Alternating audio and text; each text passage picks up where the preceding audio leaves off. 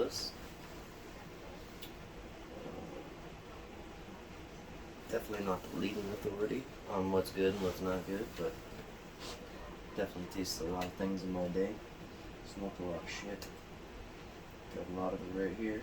I figured I'd touch real quickly on the medical marijuana card in New Hampshire and what's good and what's not good, in my opinion. I'm a recovering addict. Figured I should just mention that. Been living sober now for a long time, and yeah, so by no means is anything I say the law or anything like that, but it is definitely my opinion and what I've come into and run into along the way. So I guess you could say I've been smoking illegally now for a long time, 15 years probably. So, anyways, I decided to do something about that because of health problems, complications that I was having, chronic health issues. So I decided to get some good chronic to help those issues. You know what I'm saying? So, anyways, to get your medical marijuana card in New Hampshire, they pretty much throw you through the ringer. They pretty much make it so you basically can't get it unless you really search it out and find it. I set up appointments. I tried to get my card first off through my PCP, and got the appointment and basically brought them the patient application, which is the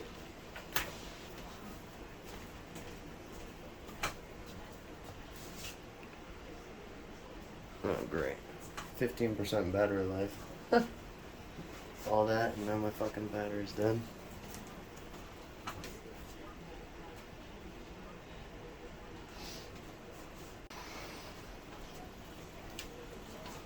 Alright.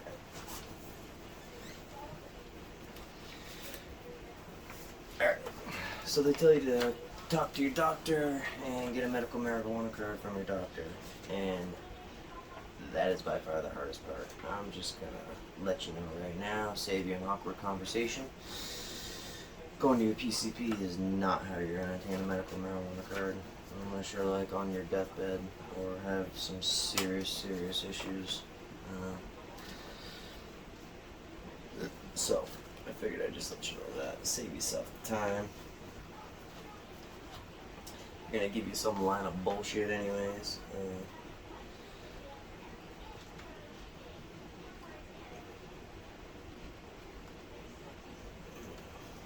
Saying they can't do that or don't do that or whatever.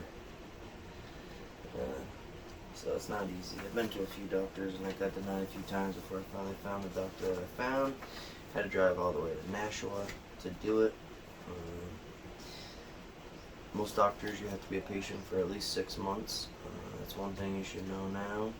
Some of them will cut the corner depending on how bad your illness or pain is.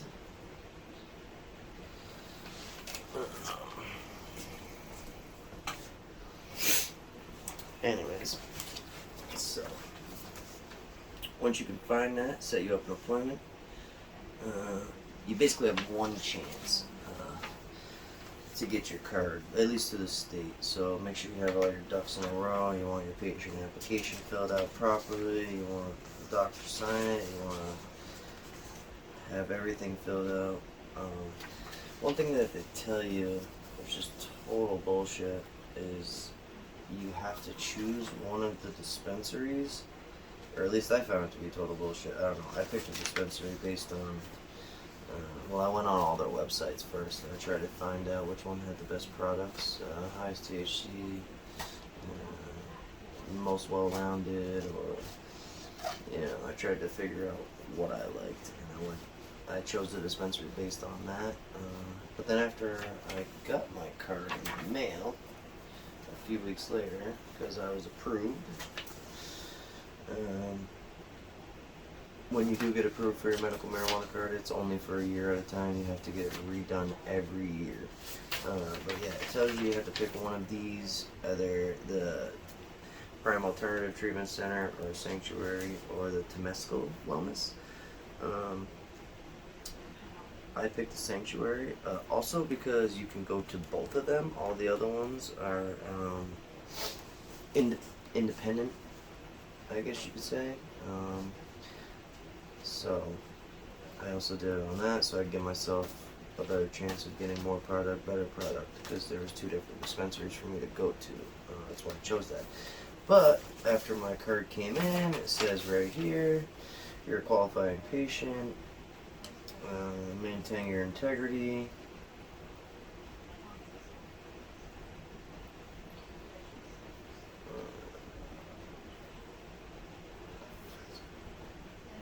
You may go to any alternative treatment center, therapeutic cannabis dispensary location in your state. So, I don't know if New Hampshire, at first when they did it, you could only pick one of the 4, but now they're more like Mass and Maine, I guess, where you can go to any of them. Well, not like Mass and Maine in the fact that it's still medical in New Hampshire, so not anyone can go into the dispensaries. You actually have a medical marijuana. You have to have a medical marijuana card to really get in there. I actually saw a lady come up, ring the little ringer when I was on my way up, and they asked her, because you have to show your license and your medical card up to the camera for them to even let you in the door. This shit's like going to an institution. Basically, you gotta get let through the door locks behind you, get let into another door, then that lady is behind a plexiglass window, and she basically goes all the stuff over with you.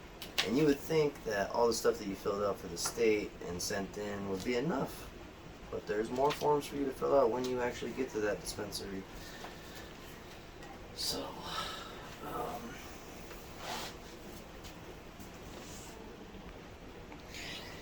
yeah. Okay, so a few of the things that I was told was my problems weren't severe enough. I was too young. They didn't want to ruin my life, which is total bullshit.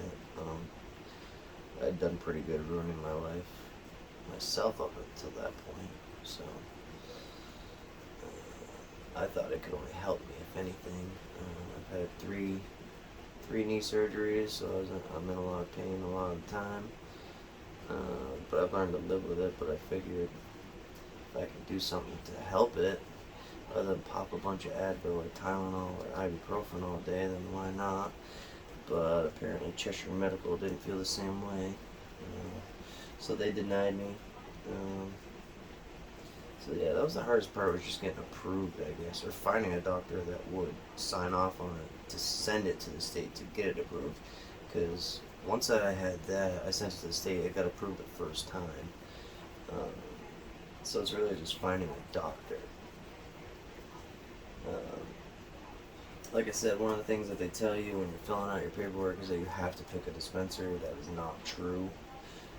At least I figured out so far, because like I said, I picked a completely different dispensary based on some other facts, and when I got here, I looked online for the dispensary closest to me, and I found out there was actually one in Keene, New Hampshire. So I went down there and filled out some paperwork with them, and they let me in, and I've been back there since.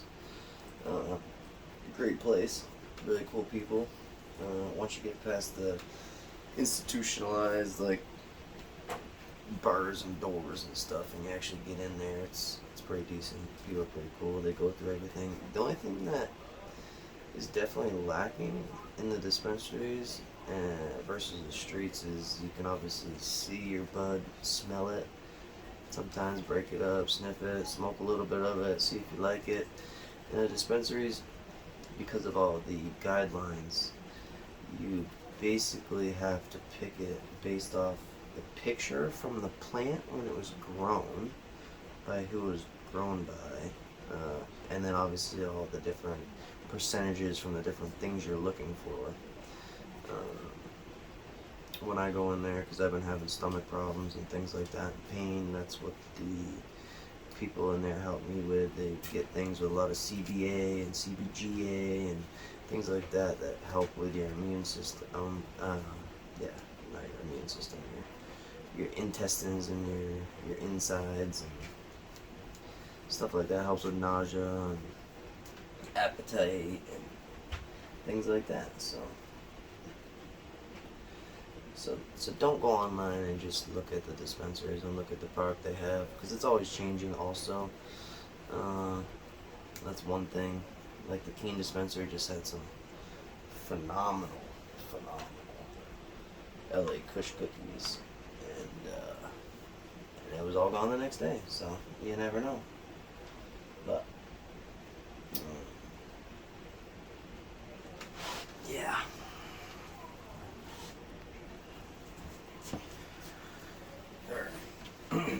So I've been in the sesh scene for a while also, going back and forth, meeting vendors, going to different seshes, and just basically seeing the scene blow up and become legitimate in Massachusetts, and I've been a part of that. And so I've seen the shit that comes out of there, and it is phenomenal. And a lot of it is just as good quality, I feel like, as what the dispensaries have, if not better sometimes.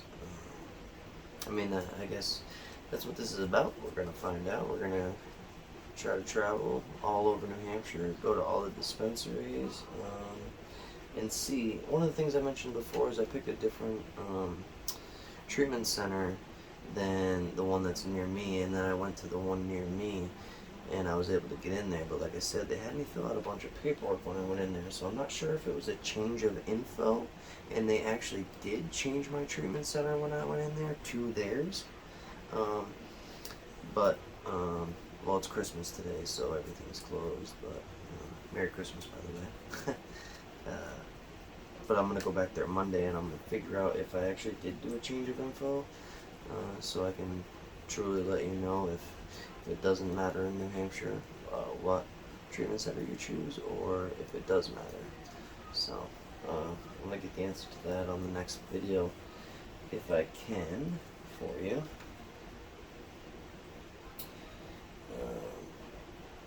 So forever now, been forced to go to the black market, obviously, the Mass dispensaries. I've been in a few dispensaries in Mass, and it's basically set up the same as the New Hampshire dispensary, except you just show them your ID. And as long as you have a valid ID and you're over the age of 21, they'll let you in, and you'll get in line, and you'll do your thing, and you'll go from spot to spot, because they only allow a certain amount of people in the dispensary at a time for their safety, for our safety, yada yada yada. Because it's still a very new thing, obviously, within the last 5 years or so, especially on the East Coast, anyways. You know, Colorado was doing their thing a long time ago, but not all of us are that special.